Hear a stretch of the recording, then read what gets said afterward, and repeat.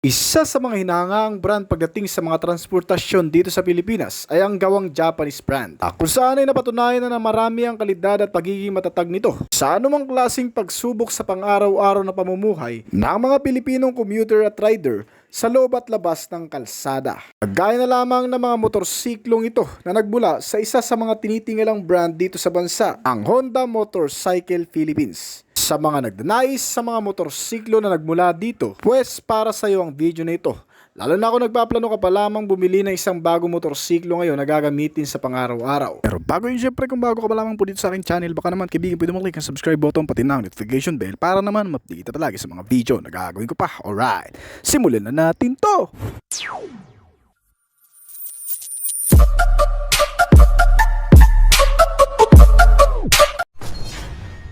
Honda Winner X150.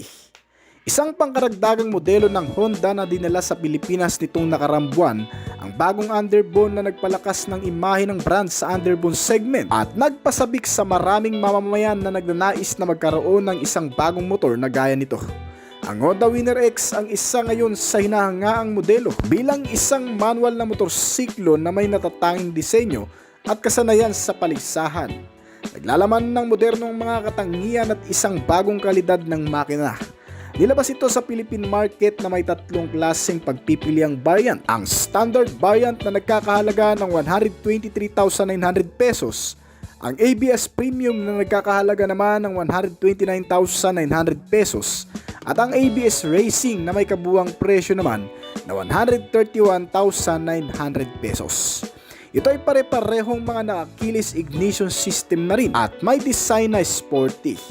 Ang mga nagpapaganda palalo sa aerodynamic ay ang matatalas na edges ng mga pairings at garnish na nakakabit dito. Pinapagana itong motor ng 150 cubic centimeter displacement capacity, naka single cylinder, 4-stroke dual overhead camshaft at naka 4 valves na makina. Ginamitan din ito ng PGM-FI o Program Fuel Injected Type na siyang tumutulong mapatipid ang konsumo nito sa gasolina at maisaayos ang bilis na nagagawa nito sa kalsada. Naka-liquid cooled type naman ang cooling system para sa mahabang biyahe at isang manual transmission na may 6-speed gear shifting. Nagmagawa ng 15.5 horsepower sa kada 9,000 RPM at 13.5 Nm ng torque naman sa kada 7,000 RPM. Ang bilis nitong motor ay umaabot ng 130 to 135 km/h. Bagamat hindi pa gaanong nasubukan ng marami, ay nakakamangha na rin lalo pat nagkaroon ito ng isang fuel tank capacity na 4.5 liters at kumukonsumo ng 52.3 km/liter. Pagdating sa pagpapatibay ng imahe, ginamitan ito ng mga dekalidad na klase ng suspension mula sa brand, na isang telescopic fork sa front at swing arm with center monoshock naman sa rear. Kasama ang makakapit na brake na naka-disc type na rin pati sa likurang bahagi. Meron din itong tinatawag na assist and slippery na nagpapalambot sa lever at nagpapadali ng bawat shifting. Ang mga gulong nito ay may sukat na 17-inch at mga naka-tubeless na rin. Pagdating sa iba pang bagay, kaya naman hinanga ng marami kahit kakalapag pa lamang sa Philippine market dahil sa pagkakaroon din ito ng maraming modernong katangian mula sa loob at labas. Ang mga ilaw nito na naka-LED type, headlamp at tail lamp at mga indicator light. Meron itong isang digital instrument meter panel gauge na nagbibigay ng malinaw na impormasyon tungkol sa mga pagmamaneho at may kasama na rin itong idling stop system na nagko-contribute sa pagtitipid nito kumonsumo ng gasolina. At bukod pa dyan, may mga safety features din ito na lubhang kakailanganin natin sa oras ng emergency. Gaya ng ABS o anti-lock braking system na nag-a-unlock sa maigpit na kapit ng brake kapag bigla mo itong naggamit sa hindi naasang pagkakataon. Sinamahan din ito ng bank angle sensor na para naman sa mga biglang pakurbada o bigla mong maibabank sa mga palikong kalsada na tumutulong sa maayos at ligtas na pagbabank nito. Bukod pa dyan, meron na rin itong USB port charging system para saksakan ng mga lobat na gadget. Naka-smart key ignition na may kasamang answer back key system at anti-theft alarm. Meron itong ground clearance size na 151mm at sitting height na 795mm. Tumitimbang itong motor ng kabuuang bigat na 122 kg. Ang kabuuang presyo nito ay umaabot ng hanggang sa 131,700 sa pinakamahal na variant nito. Honda ADV 160. Pinakilala ng Honda Philippines ang ADV 160 sa lokal na merkado noong Oktubre 2022. Sa layunin nitong palakasin ang presensya nito sa segment ng scooter sa bansa. Nilagyan ng Japanese brand ang bike na ito ng mga advanced na features na nakasuot ng estilong adventure ready. Ngunit sa huli ay nakatuon para sa kahit saang urban jungle. Ang Honda ADV 160 ay may mga cool na feature tulad ng LED headlight na may kasamang position lighting, LED taillight at hazard lamp, pati na rin ang Honda Smart Key System at keyless entry para sa kaginhawaan. Ang scooter na ito ay may 28-liter na luggage box compartment na may seat stopper, adjustable windscreen protector, front console box na may power outlet for charging system at full digitalized meter panel gauge para sa impormasyon o mga detalyeng makatutulong sa oras na ikaw ay nakasakay dito. Ang nagpapagana sa Honda ADV 1000 ay ang isang 159 cubic centimeter displacement nito na may 4-stroke single cylinder 4 valves at single overhead camshaft na makina at isang liquid cooled na cooling system para sa kahit malalayong biyahe ay tatagal. Nilagyan din ng ESP Plus engine technology para sa tahimik na pagpapaandar at matipid na konsumo nito. Na ipinares naman sa fuel supply system na PGMFI o Program Fuel Injected. Ang kabuuang meal ay pinapadala sa pamamagitan ng CVT type na transmission at nakakapaglabas ng 15.6 na horsepower at 14 Nm ng torque. Kaya ang kabuuang top speed nito ay umaabot ng 128 km/h. At may fuel consumption naman na 40 km per liter. Sulit na sulit itong Honda ADV sa 8 liters na fuel tank capacity nito. At ang nagpapaganda pa sa Honda ADV ay ang matatag sa malulubak na mga suspensions sa pamamagitan nitong telescopic na front fork at rear twin shock with sub-tank na suspensions nito. Ang kaligtasan ng rider nito ay binibigyan ng front at rear disc brake na nilagyan ng opsyon ng alinman sa anti-lock braking system ABS o isang combination braking system ng Honda. Kasama rin dito ang idling stop system na ginagawang mas matipid sa gasolina ng scooter na ito. Ang kabuuang ground clearance nito ay nasa 165mm at may seating height ito na 780mm. Kung naghahanap ka ng isang powerful motorcycle scooter, isa sa magugustuhan mo itong Honda ADV 160 sa kabuuang presyo nito na umabot ng 166,900 pesos dito sa bansa. Honda Click 160. Isa sa mga ipinagmamalaki ngayon ng motorsiklo ng Honda ay itong Honda Click 160. Ang mas pinagwapong modelo mula sa old version 150cc ay ginawang mas futuristic na rin ng mga katangian. Hindi lang mas malakas na makina ngayon, pati ang bagong external front design ay talagang nag-trend at nakaagaw ng atensyon sa marami. Ang paglabas nitong modelo ay sadyang inabangan mula Indonesia ay dinala sa bansa para magamit ng mga naghahanap ng mas malawak na katangian kumpara sa small brother na Honda Click 125. Ang game changer na ito ay nagbibigay ng mas convenient na pagsakay, sinamahan ng malalapad na front footboard, mas malaking underseat storage at may kasama na ring USB charging port. Ang maluwag ding mga bulsa sa harapan at mga sabitan na hook ay mas binibigyang halaga ang mga bagay na dinadala natin sa araw-araw na pwede mong isabit dito. Ang Honda Click 160 ay nilabas sa bansa na may isang variant na standard at kasama sa mga iniredesign dito ang instrument meter panel gauge, mga ilaw na mga naka-LED type at mas malalaking sukat ng gulong nito na ngayon ay 100/80R14 sa front habang 120/70R40 naman sa rear. Ang bawat gulong ay sinusuportahan ng mga reliable suspensions gaya ng telescopic fork, swing arm, single shock absorber. Para naman sa pangkaligtasan, ito ay sinamahan na rin ng braking system na disc type sa front at drum brake naman sa rear, na sinusuportahan ng isang combination braking system kung saan mas na-enhance ang magandang paggamit ng brakes sa mga biglaang pagpipreno. Itong modelo ay pinapagana ng 157 cubic centimeter na displacement kasama ang naka-single cylinder 4-stroke 4 valves at single overhead camshaft na makina nito na nilagyan ng ESP Plus engine technology ng Honda. Siyang nagpapaganda naman ng takbo ng makina. Ang fuel supply system na PGMFI ay tumutulong din para mas mapatipid ang konsumo ng gasolina na dinadala naman ng isang CVT type na transmission nito na kayang gumawa ng 15 horsepower at 13.8 Nm ng torque. Mas maging mabilis ang mil kesa sa dati. Ngayon ay tumatakbo ng hanggang sa 125 km/h. Ang fuel consumption naman nito ay nag-stick sa 5.5 liter pero matipid ang konsumo. Ay umubos ng 1 litro sa layo na 45 km. May dimension na para lang din sa height natin. Ang isang seating height na 778mm ay kayang upuan ng hanggang sa 5'3" at nagkakahalaga ito ng hanggang sa 123,900 pesos dito sa bansa. Honda Click 125. Ang Honda Click 125 version 3 ay ang pinakabagong pag-update muli ng Honda sa linya ng Click na motorsiklo nito dito sa bansa. Nakaretailing sa estimated price na 85,900 at ito ay kasalukuyang inaalok sa isang standard na variant sa Pilipinas na may 4 na mga pagpipilian sa kulay. Ang 2023 Honda Click 125 ay pinapagana ng isang 125 cubic centimeter liquid-cooled na makina na nagtatampok ng ESP Plus engine technology ng Honda. Kasabay ng kanilang ACG starter at PGM-FI na teknolohiya sa gasolina upang makapaghatid ng mataas na performance at mas mataas na fuel efficiency na may mababang emisyon. Ang bagong Click 125 ay nilagyan din ng mga creature comfort tulad ng fast charging port sa console box at isang all-LED lighting system at may kasamang underseat compartment luggage room na 18 liters.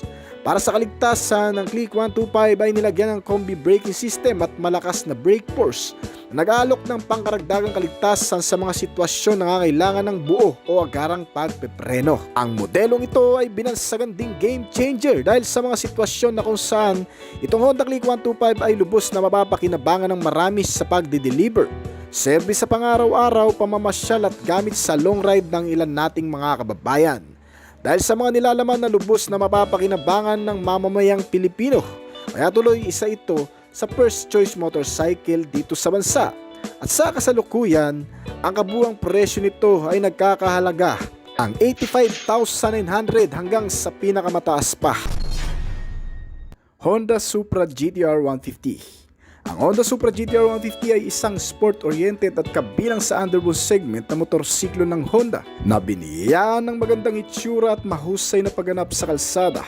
Inilabas ito sa Philippine market noong Nobyember 2019 at ang two-wheeler bike na ito ay ginawang available sa isang variant lang na nagre-retail sa halagang 106,900 pesos.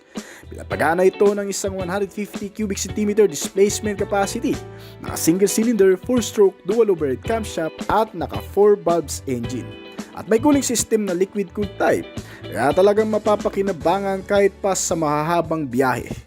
Hindi rin may isasantabi ang pagiging malakas nito sa takbuhan, dala ang isang manual transmission na may 6-speed gear shifting na kayang gumawa ng maximum output na 15.4 horsepower sa kada 9,000 RPM at 13.6 Nm ng torque naman sa kada 6,500 RPM.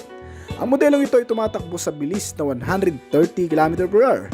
Meron itong isang klase ng features sa makina na tumutulong para mapatipid ang pagkonsumo ng gasolina na tinatawag na PGM-FI o Program Fuel Injected. Sa 4.5 liter na fuel na capacity nito ay kayang libutin ng buong kamay nila ng hanggang sa 2 beses dahil kaya nitong kumonsumo ng 45 to 50 km per liter. Itong underbone na motor ay nilagyan din ng mga modernong katangian maging pati sa external. Bukod sa pormahan nitong nakakawaw na aerodynamic, ang mga ilaw pati nito ay mga naka-LED type na. Gaya ng headlamp, tail lamp na nagbibigay naman ng magandang visibility sa madidilim na kondisyon. Meron din itong digital meter panel gauge na nagbibigay ng readout sa rider tungkol sa pagpapaandar. Kasama ang orasan, fuel gauge, mga indicator at marami pa. Pagdating naman sa suspensions nito, ito ay ginamitan ng telescopic fork sa front at swing arm with center monoshock naman sa rear. Ang mga gulong nito ay naka-tubeless na rin, bagay na nagpapagang sa biyahe dahil hindi basta-bastang napaplat. May kabuang sukat na 90/80R17 sa front at 120/70R70 naman sa rear. Pagdating sa safety measure, nilagyan ito ng parehong makakapit na disc brake sa front and rear, 2 caliper piston at mga maaasahang brake lever at brake pedal. Pagdating naman sa dimension, may seating height ito na 786mm, kayang upuan ng hanggang sa 5'3" ang height at tumitimbang ng 121 kg. Ang ground clearance nitong motor ay umaabot naman ng 150mm at nagkakahalaga ang kabuang presyo nitong Honda Supra GT-R 150 sa kasalukuyan ng 106,900 pesos dito sa bansa. Honda PCX 160. Sa mundo ng motorsiklo, ang mga scooter ay ikinategorya bilang pangunahing transportasyon sa bansa. Ngunit sa kaso ng PCX 160 ng Honda, nakakapanghinayang gamitin sa pangbara-bara. Gayunpaman, alinsunod sa mga kaparehan nito, itong motor ay maaari pa rin namang gamitin sa kahit saang lakad man, pang-service, pamamasyal at sa long ride. Ang pagkakaiba nga lang nito ay ipinanganak ang motor bilang isang touring maxi scooter na para sa syudad. Inilabas ito sa bansa noong 2018 sa iisang variant ng ABS at may makina na 150cc. At ngayong 2022, ang bagong pag-update mula sa panlabas hanggang sa kaloob-loobang bahagi nito na ngayon ay isang PCX 160 ay unang kukuha ng iyong pansin sa pamamagitan ng malaki at sharply style na LED headlight at taillight nito. Pagkatapos ay ang sapat na padded na upuan nito ay idinisenyo para sa parehong ginhawa at kontrol ng rider. Mayroong smart key system, LCD digital instrument panel, storage box console na may outlet kung saan maaari kang mag-charge ng gadgets. Sa ilalim ng upuan ay may 28-liter na compartment na para sa anumang sukat ng helmet. Ang mill nito ay pinapagana ng 157 cubic centimeter na displacement capacity with single cylinder, 4-stroke, 4 valves at single overhead camshaft engine na kayang gumawa ng 15.8 horsepower at 40 Nm ng torque. Ang power output nito ay inilalapat sa pamamagitan ng continuously variable transmission nito. At ang kabuuang bilis na nagagawa nito ay umaabot naman ng 125 km/h na kumukonsumo ng 45 km sa kada 1 litro ng gasolina. Bukod sa mga nabanggit na LED lights at malaking capacity ng makina, pinapanatiling ligtas ng PCX ang rider nito gamit ang anti-lock braking system o ABS na konektado sa front wheel disc brake. At nakabalot sa kabuang sukat ng gulong na 130/70R13. Ang rear brake ay pareho ng naka-disc brake na nakabalot naman sa kabuang sukat ng 110/70R14. Ito ay parehong sinusuportahan ng magagandang klase ng suspension. Sa front ay naka-telescopic habang ang dual shock absorber naman ang nasa rear suspension. Ang kasalukuyang presyo nito ay umaabot ng 131,900 sa standard variant habang 149,900 naman para sa ABS na variant nito. Honda Airblade 160. Sa makabagong disenyo nito at maraming kagamitan, siguradong maaakit ng Honda Airblade 160 ang maraming batang rider na nagsisimula pa lamang gumamit ng automatic motorcycle sa ngayon. Sa local market, ang scooter na ito ay ginagawang available gamit lamang ang isang ABS variant na may retailing price na 119,900 pesos. Kapansin-pansin din sa bike na ito ang maraming mga modernong tampok para sa presyo nito. Kabilang dito ang all LED lighting system, smart key kasama ang keyless start at digital ang panel gauge, U-box para sa karagdagang storage at power socket para sa mga recharging device. Kasama naman sa mga security features nito ang alarm system, side stand cut-off switch at engine check. Maliban dyan, itong Honda Airblade sa panibago nitong pag-re-update mas naging kulang disenyo. Hindi nawala ang dating hugis ng body figure, mas matalas na frontal face for better aerodynamic. Ang nagpapagana sa Honda Airblade 160 ay isang 157 cubic centimeter displacement, single overhead camshaft, liquid cooled at may ESP Plus engine technology na nagpapalabas ng 15 horsepower at 14.6 Nm ng torque. Ang power output ay inilalapat sa pamamagitan ng isang CVT type na transmission na B-belt at naghahatid ng top speed na 125 km/h. Tulad ng dati ang modelong ito ay may katipiran pa rin sa fuel consumption na 4.5 liter ang fuel tank capacity nito. Ay kayang ubusin sa loob ng 202.5 km na takbo. Tulad ng ibang 160cc ng Honda, para sa kaligtasan at seguridad, ang scooter ay nilagyan din ng anti-lock braking system, isang makapit na brake disc sa front habang naka-drum brake naman sa rear brake. Honda Beat. Ang dami nag-aabang sa Honda Beat, ang motor ni Honda na sobrang tipid at napaka-reliable gamitin sa pang-araw-araw.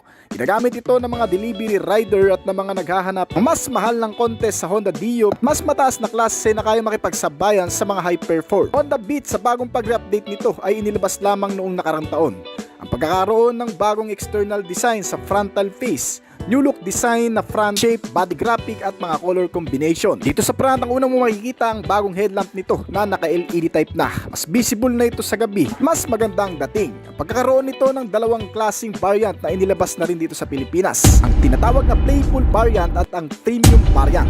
Ito ay kinukumpleto ng iba't ibang klase ng mga kulay. Pagdating sa playful variant, may 4 na klaseng kulay na pagpipilian, gaya ng Fighting Red, Pearl Silvestris Gray, Pearl Nightfall Blue, at Clipper Yellow. At ang premium variant nito ay may dalawa naman, ang Pearl White at ang Matte Gray Metallic. Hindi pa man natatapos ang taon ay naglabas din ng limited edition na Arctic White sa 50th anniversary na limited edition ng Honda. At pag-usapan naman natin ang ibang detalye nitong motor. Kasama sa mga nabago dito ang pagkakaroon ng charging port system. May dalawang console packet sa harapan, ang isa ay walang takip at ang isa naman ay meron. Kating sa ignition system, sinamahan na rin ito ng shutter lock at integrated seat opener. Di mo na kailangan pang tanggalin dito ang susi para mabuksan lamang ang upuan nito. Dahil dito ay less hassle na rin. Ang newly designed digital meter panel gauge din ito ay nakaagaw ng pansin. Meron na rin kasi itong kasamang eco indicator. Mas pinalawak pa ang impormasyon na binabahagi ng motor habang nakasakay ka dito. Kasama rin sa mga convenient features nitong bagong update na motor ay ang pagkakaroon ng retractable hook, standard flat footboard at pinalaking sukat na under seat storage na may 12 liters na. Hindi pa yun, sinamahan na rin ito ng side stand engine cutoff switch para sa mga taong nakakalimot magtaas ng side stand bago pa andarin ay safe na ito. Kasama rin sa mga nabago dito ang kabuuang timbang. Motorsiklong ito ay mas pinagaan para sa mas optimal na balancing. Mas compact ang disenyo nito sa bagong chassis frame, tinatawag na New Innovative Light Frame Chassis. Kaya ang pinakabuuang bigat nito ay nasa 90 kg na lang. Pagdating naman sa mga chassis and suspension, sa front ginamitan ng telescopic fork at naka-mono shock absorber naman sa rear suspension. Itong Honda Beat version 3 pinapagana ng 110 cubic centimeter displacement capacity, naka single cylinder 4-stroke, single overhead camshaft at naka air-cooled type na cooling system. Sinamahan na rin ng ESP engine technology ng Honda para mas mapaganda ang tunog at ang fuel economy. Konektado ito sa fuel supply system na injected type at CVT type na transmission na kayang gumawa ng 6.63 kilowatts sa kada 7,500 revolution per minute at maximum torque na 9.3 Nm sa kada 6,000 RPM. Ang average top speed nitong motor ay umaabot ng 90 km/h. Hindi lang sa maraming kasabayan pero tamang-tama na rin sa pang-araw-araw na gamitan. Ang kabuang fuel tank capacity nitong motor ay mas pinalaki na rin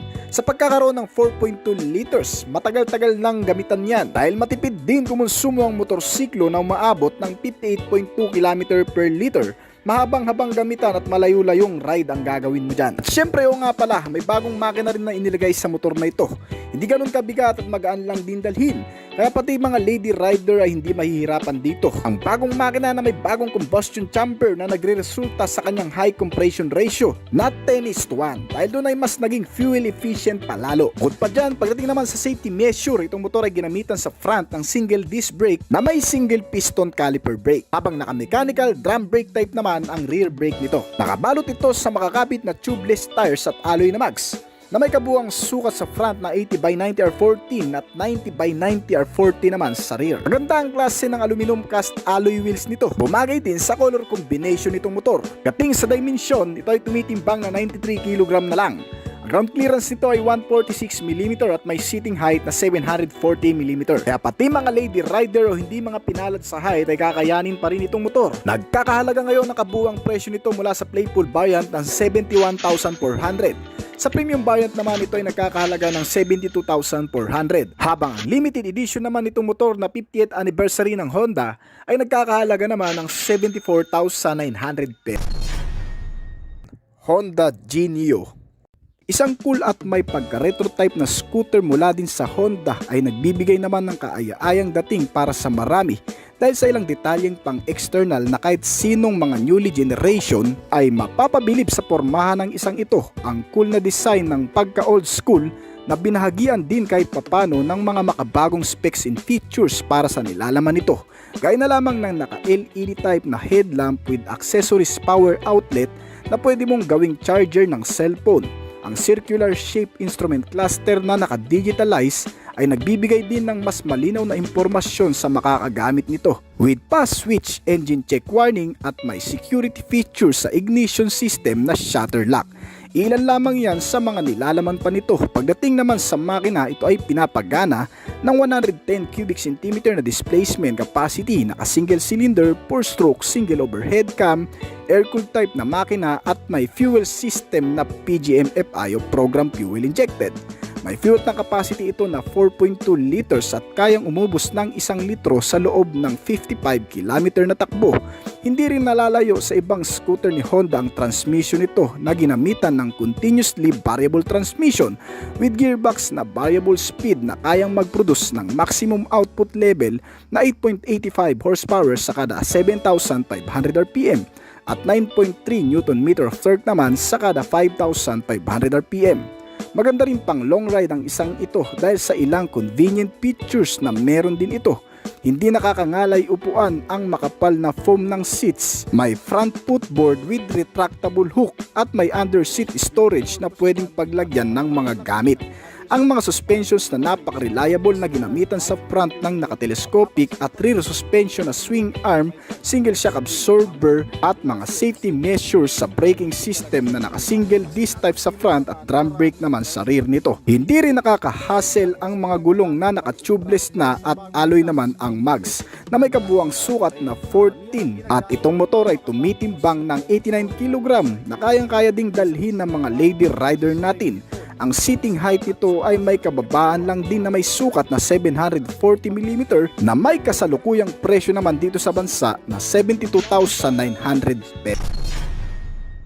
Honda Dio. Isa sa aim ng motorsiklong ito ang i-cater ang mga taong nagbabalak magmotor kesa mamasahe sa pang-araw-araw. Isang budget-friendly na scooter mula sa Honda na nagbibigay din ng tsansa sa mga taong nangangarap magka-scooter na mula sa kilalang brand sa abot kayang halaga lang. Pero sulit naman sa mga nilalaman, may katipiran sa gasolina at may kalidad na maaasahan. Pinapagana ito ng 109 cubic centimeter na displacement capacity, naka single cylinder, 4-stroke single overhead cam at naka air-cooled type na cooling system. Di gaya ng ibang scooter ni Honda, ang commuter bike na ito, pagdating sa kanyang fuel system, ito ay naka-carburetor pa. Pero hindi yan naging hadlang para mas maging matipid palalo ang konsumo nito sa gasolina dahil kaya nitong umubos ng 1 litro sa loob ng 60 km na takbo. Ganyan katipid ang isang ito kaya talagang tinatangkilik din ng marami sa atin. May 5.3 liters na fuel tank capacity at naka CVT type ang transmission with variable gearbox na kayang mag-produce ng maximum output level na 7.89 horsepower at 7,500 RPM at 8.91 Nm of torque naman sa kada 5,000 RPM. Ang average top speed nitong motor ay hindi bababa sa 78 to 80 km per hour. Kung di ka naman maselan at ang hanap mo lamang ay may magamit sa kada araw na pakikipagsapalaran, isa na rin sa mai-offer sa'yo ng Honda itong Dio 110. Nagbibigay din ng komportableng pagsakay dahil sa makapal na foam ng seat at mga reliable suspensions na ginamitan ng telescopic fork sa front at swing arm single-sided monoshock absorber naman ang rear suspension nito. May underseat compartment storage na rin itong motor na pwedeng paglagyan ng ibang bagay. Mga ilaw na kahit papano ay maliwanag sa gabi, naka-halogen type na headlamp at mga naka-bulb type naman ang iba pang ilaw nito.